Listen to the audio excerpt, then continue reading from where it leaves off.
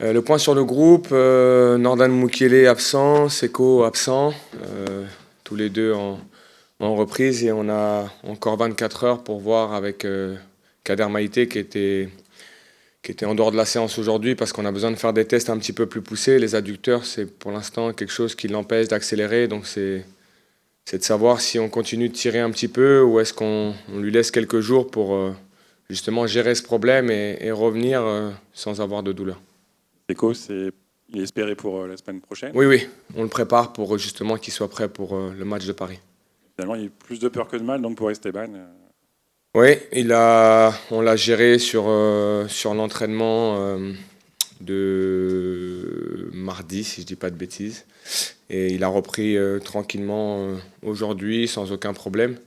Il y a une grosse contusion au niveau du mollet et du tibia, mais qui est protégée, donc faut espérer qu'il ne reprenne pas de coups dessus, mais pour l'instant ça va et il n'y a pas de douleur particulière sur l'entraînement. Il est solide quand même comment tu... Ouais, l'image elle est impressionnante. Ouais. L'image elle est clairement impressionnante sur ce que.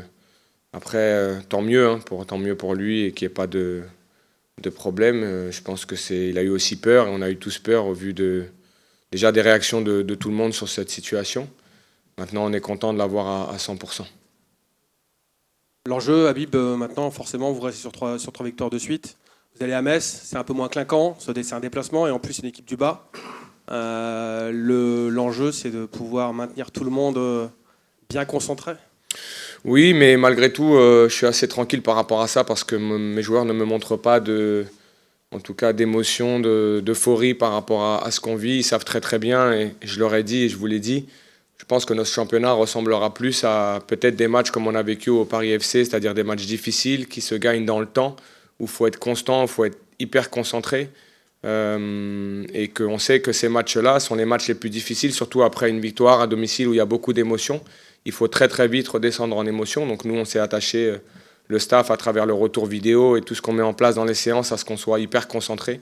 Parce que c'est très important, comme je vous l'ai dit, de continuer à avoir une dynamique très positive, dynamique de points, dynamique de victoire, parce que la confiance se gagne à travers aussi ce type de résultats. Mais ça sera forcément un match difficile parce que cette équipe de Metz, rester sur 3 victoires de suite, c'est une équipe qui marque des buts, qui est capable d'être une équipe qui produit du jeu et donc il faudra vraiment être à 100% et hyper concerné sur cette rencontre. Le prolongement de ça, Habib, je ne sais pas si vous avez vu les stats, si tu les as vus toi-même, vos perfs contre les équipes de 1 à 8, vous êtes sur 13 points sur 15, meilleure équipe de Ligue 1 même sur les confrontations en haut. En revanche, contre les équipes de 10 à 18, vous êtes sur, si je ne dis pas de bêtises, 13 points ou 11 points sur 21, avec une seule victoire, c'est contre le Paris FC. Comment expliquer ce décalage, déjà ?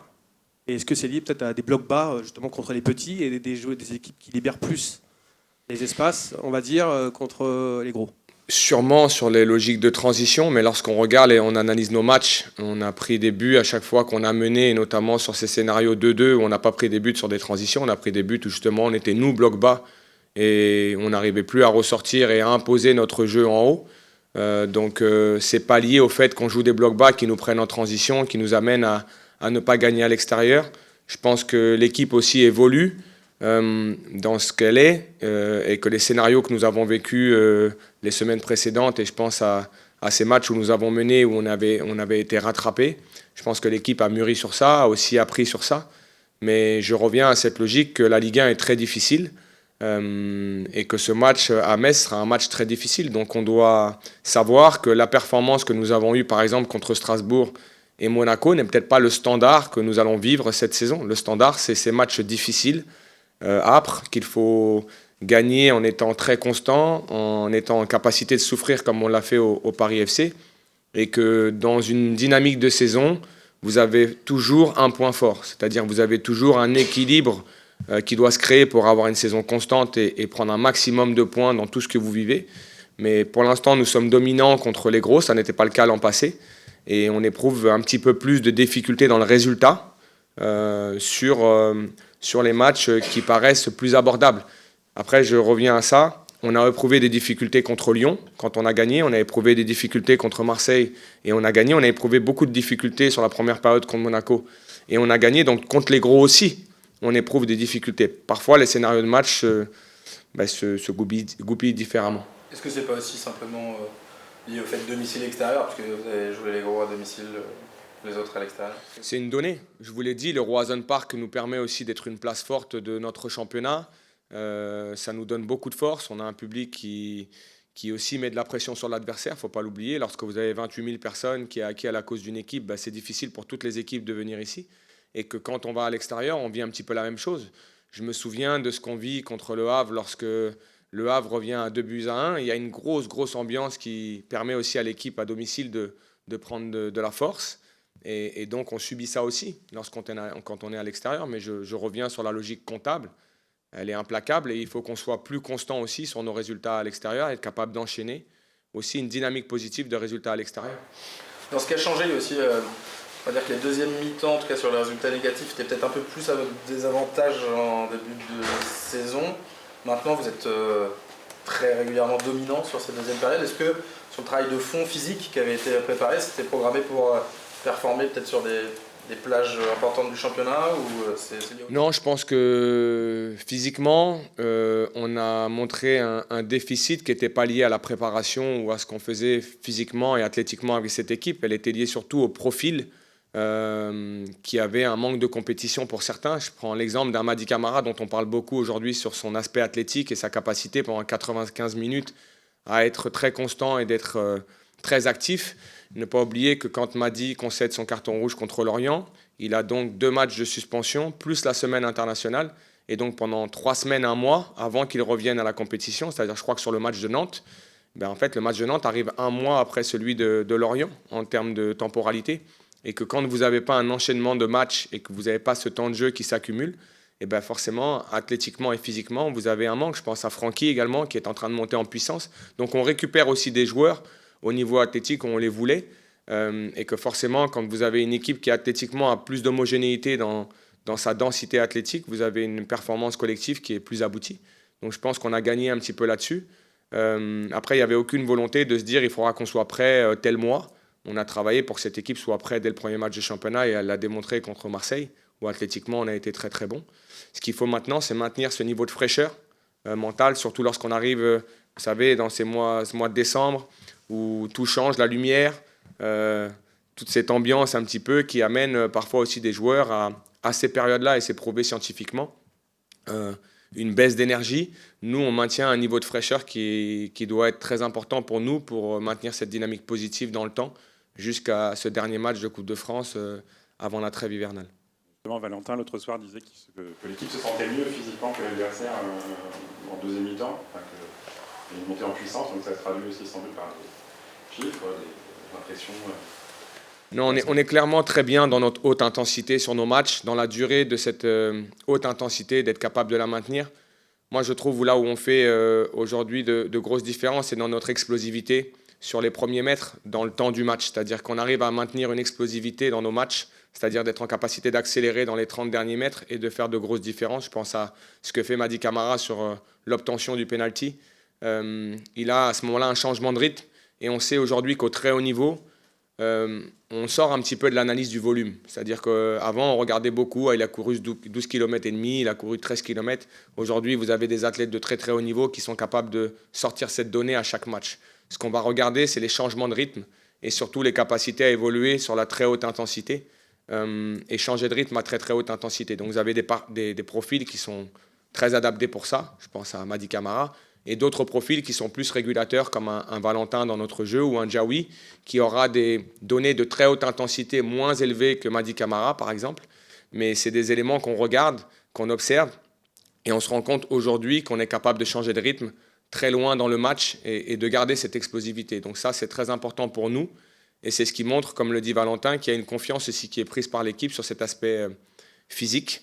Et je pense qu'on parle souvent de données physiques. Pour moi, la donnée physique, elle est corrélée à l'aspect technique du match. C'est-à-dire que tant que vous êtes techniquement bon, vous êtes physiquement bon. Et je prends l'exemple de notre première période. Si on la regarde, on se dit, physiquement, ils sont un petit peu moins bien que l'adversaire. On est physiquement moins bien que l'adversaire parce qu'on court après le ballon et que techniquement, on ne l'a pas. Dès qu'on a repris le contrôle du jeu en deuxième mi-temps et qu'on a été techniquement bon, on a dégagé une force athlétique. Et je pense que ça ne peut pas être dissocié. pour moi. Dans le football moderne aujourd'hui, il faut associer les deux. Vous êtes revenu, vous êtes maintenant dans les places européennes. Habib, c'est quand même un rebond spectaculaire par rapport à ce qui était encore la situation il y a 3 semaines. Est-ce que ce terme-là te convient, le rebond spectaculaire de l'équipe? Non, pour moi, ce n'est pas un rebond spectaculaire pour 2 raisons, et je vous l'ai dit ici. Et j'étais sûr que par rapport à ce que nous étions capables de faire, malheureusement pas sur 95 minutes, mais sur 45 minutes, parfois 60 minutes, que cette équipe monterait en qualité et elle serait capable d'être plus constante dans le temps. J'étais sûr aussi que par le jeu qu'on produisait, on serait capable de faire mal à des adversaires, parce qu'on l'avait montré aussi en début de saison, et que cette équipe aujourd'hui a une confiance de dire que si elle est solide, elle marquera des buts. Et elle marque presque à chaque match. Je crois que le seul match où on n'a pas marqué cette saison, c'est contre Lens, si je ne dis pas de bêtises. Et donc c'est très important d'avoir confiance en ce qu'on fait. La dynamique est très bonne, mais la dynamique, je la ramène à une fête qu'on ne s'assoit que 3 matchs. Ça paraît étrange. Moi, je le vis aujourd'hui en tant qu'entraîneur. Je crois que c'est la première fois qu'en tant qu'entraîneur, j'enchaîne 3 victoires de suite, si je dis pas de bêtises, ici à Rennes en tout cas. Et on veut prolonger cette dynamique. Donc on ne peut pas parler de rebond spectaculaire parce que ça voudrait dire qu'on se contente et on est presque impressionné par ce qu'on fait aujourd'hui. Je ne dis pas que ça doit être une normalité, c'est une bonne dynamique, mais je veux qu'on reste froid et lucide sur ce qu'on vit et qu'il faut absolument aujourd'hui considérer que ce match de Metz doit faire partie de cette dynamique, mais elle sera difficile à maintenir parce que c'est une bonne équipe et que ça sera un match difficile. Nous, on doit être concentrés pour savoir ce qu'on met dans nos matchs pour obtenir des résultats. Et il faudra encore le refaire vendredi à Metz. Est-ce que tu peux nous parler un peu de Francky, Habib? C'est vrai qu'on se rend compte qu'il revient à un bon niveau, comme tu le disais. Globalement, sur les stats aussi, il est premier sur les passes clés, par exemple, dans votre équipe. Il est impliqué sur beaucoup de buts, mine de rien, depuis qu'il joue, quand il a pu jouer. Comment tu vois son évolution et sa personnalité aussi dans le vestiaire? Je suis content qu'on me pose cette question parce que je me souviens, après le match de Monaco, d'avoir parlé de la personnalité de Brice et des 3 défenseurs, Lilian, Jérémy et Abdel. Et c'est vrai que comme Francky est assez offensif et en ce moment il produit aussi offensivement, j'oublie pas qu'il fait partie de cette relance parce qu'on a une asymétrie dans notre relance où on a un Moussa El Tamari qui est beaucoup plus haut et Francky participe activement à cette première relance et le premier but d'Abdelhamid en est le parfait exemple. Il nous amène beaucoup de sérénité technique, il a une palette dans son jeu où il est capable d'utiliser toutes les surfaces de pied droit et pied gauche, c'est-à-dire qu'il n'a aucun problème à jouer pied gauche à l'intérieur. Dans sa relation et dans sa connexion avec les autres, c'est du très haut niveau technique. Et ce qui est intéressant dans le profil de Francky et dans sa personnalité, c'est qu'il parle peu. Par contre, c'est quelqu'un qui a une grosse légitimité lorsqu'il s'adresse au vestiaire ou lorsqu'il va parler à ses partenaires. Parce que déjà, c'est quelqu'un qui travaille beaucoup, qui a une éthique de travail de très haut niveau. Et c'est aussi pour ça que c'est un international et qu'aujourd'hui, il a cette carrière-là. On est très content de l'avoir avec nous. Et il produit aussi offensivement des passes clés, comme vous l'avez dit. Il nous permet d'avoir une vraie incertitude dans notre jeu par rapport à l'adversaire et surtout une magnifique complémentarité en ce moment avec Mady. Donc il faut qu'on arrive à maintenir Francky dans l'entraînement tous les jours pour pas qu'il y ait de rupture. C'est un peu similaire avec ce qu'on avait vécu avec Seko l'an dernier où quand j'étais arrivé au club, on n'avait pas pu enchaîner 3-4 semaines d'entraînement avec Seko et dès qu'on avait pu le faire, il était monté en puissance. Et ben pour Francky, c'est un petit peu la même chose. Il a fait le choix aussi de se préserver parce qu'il était un petit peu blessé, il n'est pas parti en sélection. Malheureusement, il aurait aimé y aller avec la blessure, mais là, on arrive à avoir une continuité qui nous permet de le voir monter en puissance.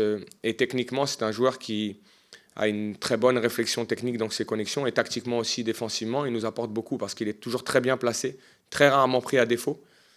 Et donc, il faut qu'il continue à monter en puissance. On en a discuté ensemble et je suis très content de ce que nous amène Francky en termes d'expérience et de connexion aujourd'hui dans notre jeu. Habib, tu as utilisé le mot réflexion technique là pour Frankowski, mais c'est une question que je voudrais te poser sur l'ensemble de ton vestiaire. J'ai le sentiment, c'est ma vie personnelle, d'un vestiaire justement qui a un niveau de réflexion assez élevé. Je ne veux pas que ce soit mal vu pour on va dire, d'autres vestiaires, d'autres clubs, mais c'est le sentiment que ça donne de l'extérieur, en tout cas quand on a pu en croiser quelques-uns. Ici, est-ce que c'est le sentiment que tu as aussi d'avoir des joueurs qui ont quand même une maturité intellectuelle peut-être supérieure? Oui, on en a parlé la dernière fois sur le profil de Brice. Et quand je vous dis que mes joueurs ne prennent pas ce que vous leur dites pour acquis, ils sont toujours en capacité de nous challenger à travers leurs réflexions. Et il ne faut jamais perdre de vue dans ce que nous vivons en tant que coach et en tant que staff. C'est que la réponse, parfois, elle vient des joueurs. Et moi, ce que j'aime pas, c'est d'avoir un groupe qui va dire oui à tout ce qu'on leur dit. L'échange et le partage et d'apporter des arguments dans ce qu'on travaille. C'est toujours intéressant d'avoir aussi l'état d'esprit d'un groupe par rapport à ce qu'on fait. J'ai la chance d'avoir des joueurs qui sont dans cette logique-là. On a beaucoup parlé de Valentin, dans le fait qu'il soit régulateur et qu'il scanne un petit peu le terrain, mais il y en a d'autres aussi qui sont en capacité d'identifier tout ça. Donc c'est très très riche. Et après, quand on revient à ça, c'est que je trouve, et c'est là où notre match de Monaco a progressé dans le temps, et surtout entre la première et la deuxième mi-temps, c'est qu'on doit améliorer encore plus nos connexions techniques. Et la connexion technique se fait à travers aussi les associations et cette complémentarité et ce mouvement perpétuel que nous devons avoir dans notre jeu. Et je prends l'exemple du but que nous mettons sur la suite du corner, et je crois que c'est le, si je ne dis pas de bêtises, c'est le deuxième ou le troisième, avec le troisième vient d'un corner à deux, le deuxième, pardon, celui de Mady Camara sur la frappe de Moussa El Tamari, où on a des connexions, et je trouve que le mouvement que nous avons dans cette action amène justement cette réflexion de se dire, je pense qu'on doit, et notre marge de progression viendra sur l'aspect technique, parce que la réflexion football, nous l'avons, mais pour valider cette réflexion football et tous les mouvements que nous essayons de mettre en place et ce process-là entre les joueurs, on a besoin d'une vraie connexion technique. Et je trouve que la marge de progression de cette équipe, elle est sur l'aspect technique. Et sur les connexions, justement, pour compléter ça, sur les connexions et les complémentarités, on les a vus clairement à droite, on en a parlé, le trio à droite, à gauche, c'était intéressant. Et dans l'axe, les trois milieux, comment tu trouves cette complémentarité entre les trois ? Mais en fait, on essaye d'avoir une connexion axiale, mais pas forcément par la proximité de ces trois-là. Je prends l'exemple du match de Monaco. Dès qu'on est rentré dans le petit jeu, on est rentré aussi dans le contre-pressing de Monaco. On a perdu beaucoup de ballons sur des petits échanges très proches. Et c'est pour ça qu'à partir du moment où vous jouez avec deux attaquants, je ne dis pas qu'il vous manque un joueur à l'intérieur, mais il faut quand même être en capacité de les utiliser. Et donc, on a tendance, sur cet aspect très axial, de vouloir trouver une relation un petit peu plus lointaine et de ne pas forcément avoir ces petites relations, surtout par rapport au profil de nos milieux de terrain. C'est à réguler, c'est à soigner aussi, c'est à améliorer parce qu'on aura besoin de ces connexions intérieures. Mais je trouve qu'elles existent quand même beaucoup mieux dans notre jeu actuellement, dans la relation que nous avons entre, par exemple, Valentin, Mady et Djaoui, même si on essaye bien sûr d'exploiter nos forces aussi dans notre jeu. Je ne peux pas tout dire ici parce que je vous donnerai des éléments pour aussi l'adversaire. Donc, mais on est assez satisfait de ce qu'on produit offensivement actuellement dans l'incertitude que nous avons dans notre jeu. Et au moment du... Ah, pardon. Juste par rapport au retournement qu'il y a eu contre Strasbourg dans les résultats, est-ce que tu dirais que tu as changé quelque chose quand même dans l'approche, dans le management, dans l'approche des matchs, dans le fond, la forme Non, je pense qu'on a renforcé en tout cas les idées claires que nous avions dans notre jeu. On a fait aussi des choix. C'est des choix qui sont soumis à chaque coach, qui aujourd'hui fonctionnent, qu'on doit à chaque fois évaluer, remettre en question chaque semaine parce qu'on veut toujours être meilleur et on a aussi des adversaires qui nous étudient. Donc on essaye d'avoir un temps d'avance sur ces éléments-là. Sur l'exigence, à partir du moment où vous avez des idées claires, et quand on est revenu de ces situations difficiles, on a posé nos idées, on a dit on va dans ce sens-là et on a motivé tout le monde pour aller dans ce sens-là. Nous avons eu des résultats et donc le groupe aussi prend confiance à travers ça. Mais je ne pense pas qu'on ait fondamentalement changé l'approche que nous avions avec les joueurs. Aujourd'hui, concrètement, ce groupe sait qu'il est restreint. Ce groupe sait que pour trouver sa place dans son 11 de départ, il faut faire beaucoup d'efforts. Pour ceux qui étaient présents à l'entraînement, aujourd'hui, cette exigence, elle est posée à tous les entraînements. Et celui qui, sur un temps de jeu ou deux temps de jeu, et pas dans le rythme, à un moment donné, il voit la concurrence venir aussi montrer qu'il faut qu'il soit connecté dès la première seconde de notre entraînement. Mais fondamentalement, on n'a pas renversé la table. On a posé l'exigence encore plus sur notre groupe pour qu'il soit de plus en plus réactif à cette compétition que nous voulons au quotidien. On parle beaucoup de joueurs qui ont monté de niveau, Mady, Djaoui et puis ceux derrière. On parle assez peu de Valentin. Est-ce que, alors j'ai l'impression qu'il a vraiment maintenant complètement la maîtrise qui est vraiment au cœur de l'équipe.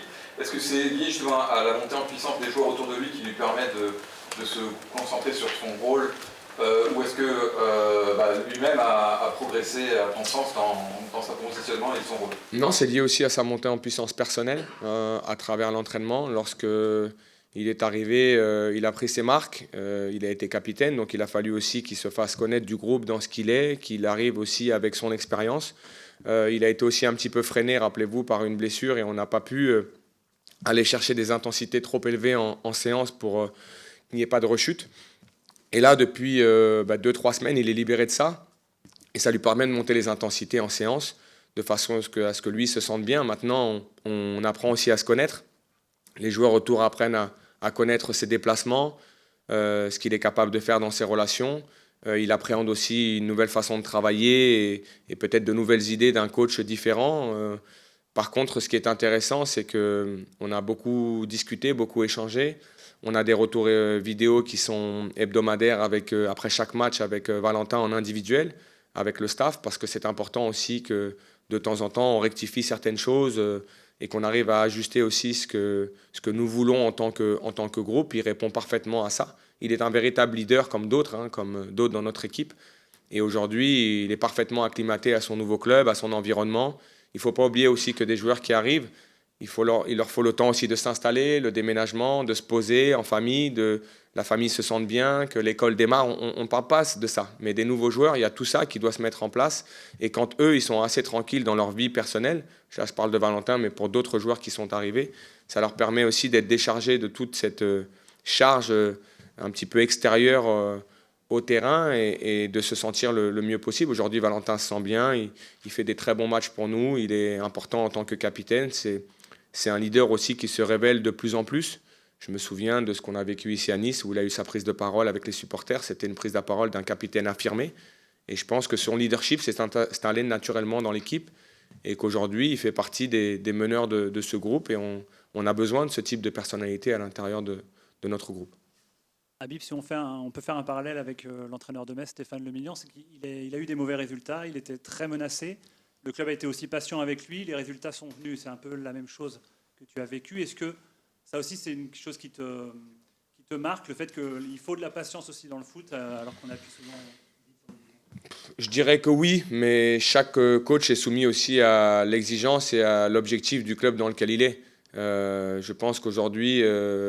Pour Stéphane, que je connais un peu puisqu'on s'est affronté en national lorsqu'il était l'entraîneur de Concarneau et moi du Red Star, c'est quelqu'un qui s'est construit aussi, qui a eu de très très bons résultats, qui pratique du beau jeu, qui est dans un club qui n'a pas forcément les mêmes moyens que j'ai moi à ma disposition, donc c'est pas comparable. Les objectifs qui sont les siens ne sont pas les mêmes objectifs qu'on m'a posés moi en début de saison, donc peut-être que la pression est différente, mais je reviens à une chose, c'est qu'à un moment donné, on est tous soumis à la pression des résultats, peu importe l'objectif qui nous a été fixé, et que nous, notre travail, c'est d'essayer de faire en sorte que nos équipes soient le plus performantes possible. Donc, je pense qu'au même titre que n'importe quel coach, il a été sous pression, il a trouvé les solutions pour que son équipe gagne. Son équipe a battu de grosses équipes de ce championnat, il ne faut pas l'oublier, ils ont battu Lens.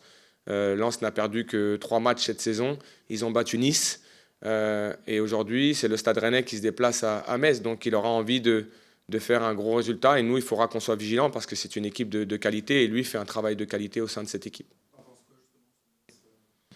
C'est une équipe qui a des profils très dynamiques sur l'aspect offensif avec des joueurs qui sont très très bons dans le 1 contre 1 et qui sont capables de jouer avec vitesse dans la transition, mais qui sont capables aussi de poser le jeu. Ils ont un joueur comme Gauthier qui est un joueur qui est capable de se poser entre les lignes et qui alimente parfaitement bien les joueurs extérieurs. Et ces petits profils, je pense à Sabali que je connais bien, puisqu'il est en sélection du Sénégal, mais qui sont des petits profils qui font de grosses différences individuellement. Donc il en manquait à Habib Diallo sur les derniers matchs puisqu'il s'était blessé.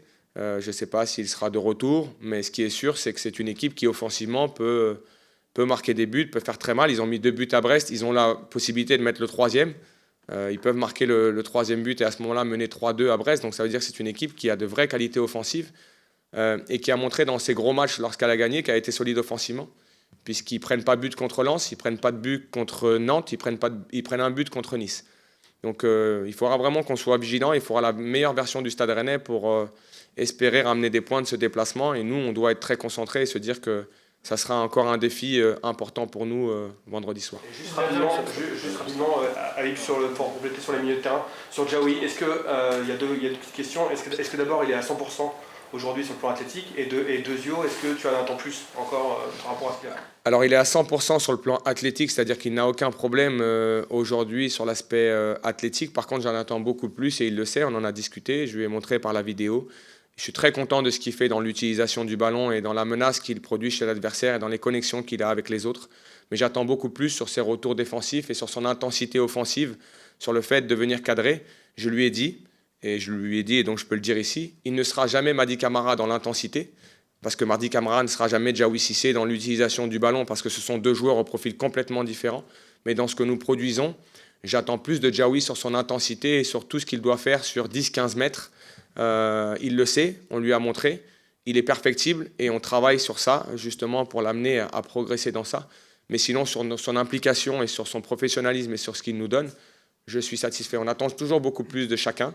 Et c'est peut-être cette petite marge de progression que Djaoui doit aller chercher pour être encore plus fort avec nous défensivement, mais également offensivement. Mais il participe à ce que l'équipe produit actuellement. Et donc, je n'ai aucun doute sur le fait qu'il va continuer à monter en puissance. Et je suis satisfait de, en tout cas, son implication au quotidien. Juste Moussa, il est perfectible, lui, en tant que piston, dans quel aspect? Parce qu'effectivement, c'est une partie de ces joueurs-là qui sont par moments le bénéfice et le risque qu'ils peuvent avoir dans notre jeu. On ne peut pas lui demander d'être aussi impactant offensivement et d'être parfait défensivement.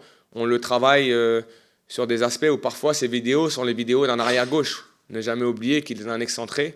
Et donc ce qu'on lui dit, c'est qu'il doit être attentif à la protection qu'il doit apporter de temps en temps à Lilian Brassier sur cette notion de fermer la passe à l'intérieur. Ce sont des petits ajustements.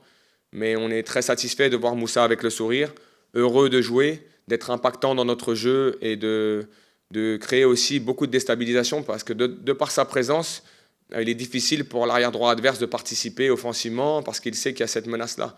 Maintenant, on reviendra toujours sur ces aspects défensifs qui doivent être pour lui nouveaux dans l'apprentissage de ce projet de jeu qui est différent dans son poste. Mais c'est pareil, on est très content de ce que dégage Moussa aujourd'hui dans son body language et dans la joie qu'il nous montre à l'entraînement et dans les matchs. Et je suis sûr qu'il va continuer à progresser dans les deux aspects du jeu, offensivement et défensivement. Qu'est-ce qui s'est passé depuis un mois pour que votre équipe devienne ce qu'elle est devenue et quels sont les résultats qu'elle obtient aujourd'hui? Qu'est-ce qui s'est passé? Tout d'abord, je pense qu'on est très content déjà des derniers résultats. Après, je pense que c'est le fruit du travail. On est passé par une phase où on a eu des résultats un peu moins bien, match nul, etc. On se faisait rattraper au score, mais on n'a jamais lâché à l'entraînement, on a toujours produit du bon contenu. Maintenant, ça nous sourit un peu plus, tant mieux. Ça nous a souri aussi avant cette phase-là. Et là, ça revient sur de beaux jours, donc on est super satisfait par rapport à ça. Valentin disait quand même qu'il sentait qu'il y avait une prise de conscience dans l'exigence sur les dernières semaines et les dernières performances. Est-ce que tu es d'accord avec lui et comment tu pourrais nous le décrire? Ouais, je le rejoins. Après, forcément, quand on fait certaines erreurs, parce qu'on se fait quand même rattraper au score sur différents matchs, donc forcément, on apprend. Il y a des jeunes joueurs, on a un nouveau groupe, et comme j'ai dit, c'est le fruit du travail. Donc le plus important, c'est d'apprendre de ces erreurs, de voir ce qu'il y a à corriger. Et c'est ce qu'on a fait semaine après semaine, jour après jour, et jusqu'à retrouver des résultats positifs. Toi, à titre personnel, tu as vécu un début de saison qui a été un peu perturbé par ta blessure. Après, il y a eu la concurrence, tu n'as pas toujours été dans le 11. Aujourd'hui, tu t'y réinstalles. Comment tu as vécu ce début de saison jusque-là? Ouais, c'est ça, exactement. C'est un début de saison un peu mitigé pour moi. Malheureusement, je me suis blessé à la fin de la prépa. J'ai dû revenir en forme. Après, comme il y a eu de bons résultats aussi, donc forcément, on est un groupe. Quand c'est pas toi qui joues, c'est ton collègue. Je l'accepte, j'ai bossé en attendant et jusqu'à ce que ça redevienne moi qui joue. Mais bon, après, c'est un groupe, on est un collectif, on aura besoin de tout le monde, quoi qu'il arrive, donc pour aller plus loin. Donc je pense qu'on est tous contents dans le groupe et c'est toujours mieux de jouer, c'est clair. Enfin, peut-être que justement tu tiens ton meilleur match sur le plan perso, un des meilleurs matchs en tout cas contre Monaco. Je ne sais pas si tu es d'accord avec ça ou pas. En tous les cas, sur la globalité, la solidité défensive à gauche, le lien notamment avec le piston, toi, comment arriver à fermer justement pour que les adversaires s'embarquent pas trop là-dedans. C'est un peu un des défis, j'imagine, pour vous là. Oui, c'est clair que c'est un défi. On sait très bien que dans notre système de jeu, c'est ce qu'ils vont essayer de trouver, la petite faille. Donc ouais, on essaye d'avoir une bonne cohésion et de ralentir les attaques, d'être le moins ouvert possible. Et voilà. Et justement, enfin, Monaco, tu as l'impression d'avoir un match, pas référence, mais en tout cas un match qui te remet un peu bien. Ouais, c'est un bon match de notre part, de ma part aussi. Après, bien sûr, je me souhaite de meilleurs matchs encore à l'avenir. Mais ouais, c'est un match plutôt positif. Après, je dirais pas que pour le moment, certainement, peut-être un match ref, mais j'espère avoir un meilleur match que ça quand même à l'avenir. À côté de toi, on parle beaucoup de Jérémy et d'Abdelhamid en ce moment, qui sont de très jeunes joueurs, très prometteurs. Comment tu vis ton association avec eux? Qu'est-ce que ça fait qu'on parle autant d'eux? Est-ce que du coup, la troisième place aussi, qui est la tienne actuellement, elle est d'autant plus chère? On a envie de la garder. Il y a une concurrence. Il y a quand même Anthony, Alidou aussi qui sont sur le banc, qui sont pas loin. Comment vous vivez à la fois la concurrence et l'explosion, on va dire, d'Abdelhamid et de Jérémy? Bah, c'est une bonne chose déjà s'il y a de la concurrence parce qu'on est quand même au Stade Rennais, donc forcément à chaque poste il y aura des concurrents. Et après, ouais, ce sont des jeunes joueurs qui ont un fort potentiel, je suis super content pour eux. Ils progressent aussi à chaque match, ils ont fait des erreurs auparavant et ils ont réussi à les gommer donc, et de montrer leur potentiel, donc que ça continue comme ça. C'est de top players et on essaye d'être le plus solide possible aujourd'hui et voilà. Pour recentrer sur Aïd Boudlal, Ouais. j'imagine que tu as découvert pendant la préparation. C'est ça. D'abord, est-ce que son niveau t'a surpris? Même l'entraîneur disait qu'il avait découvert des choses à l'entraînement dont il était capable. Et est-ce que tu n'es pas un peu jaloux de la liberté qu'il s'autorise pour aller devant le but? Est-ce que toi, tu t'imagines faire ce genre de chevauchée? Est-ce que lui, ça fait partie de son jeu? Ouais. Non, je dirais pas que je suis jaloux quand même. Chacun son profil. Après, je pense que je le fais aussi quand même, mais c'est tant mieux pour lui si ça réussit sur son côté et qu'il a des statistiques, c'est top. Ça nous sert aussi pour l'équipe. Et oui, je l'ai découvert à la prépa. Il monte en puissance. C'est un jeune joueur, un très jeune défenseur qui apprend aussi tous les jours, mais qui a quand même un fort potentiel qu'il faut reconnaître. Et c'est top qu'il puisse le mettre en avant et qu'il continue comme ça. Tu as une responsabilité, toi, peut-être de les guider un petit peu leur premier pas dans le monde vraiment professionnel? Ouais, c'est ce que j'essaye de faire. Après, ils ont quand même leur qualité aussi. Et moi, j'essaye de corriger certains trucs, mais je leur laisse aussi vivre leur match, leur expérience à eux aussi. Mais quand je peux les aider un peu et dire deux, trois conseils, je m'en prive pas. Juste, tu peux nous parler de Francky, alors, mais pas le Francky sur le terrain, le Francky dans le vestiaire, dans la vie de tous les jours. C'est quelqu'un de l'extérieur, enfin, très très discret, difficile à cerner forcément pour le grand public. Comment tu le vois toi dans le vestiaire? Est-ce que c'est un bavard? Comment il est? C'est pas forcément le plus bavard, mais c'est un gars simple qui fait des petites blagues, qui rigole aussi. Mais c'est vrai qu'il est tranquille, il fait sa petite vie, il dérange personne, mais il est quand même ouvert avec tout le monde. Et on aime bien le taquiner avec son petit accent parce qu'il parle quand même très bien français, mais il a son petit accent, donc on aime bien le taquiner sur ça. Mais sinon, c'est un gars simple et qui est ouvert à tout le monde.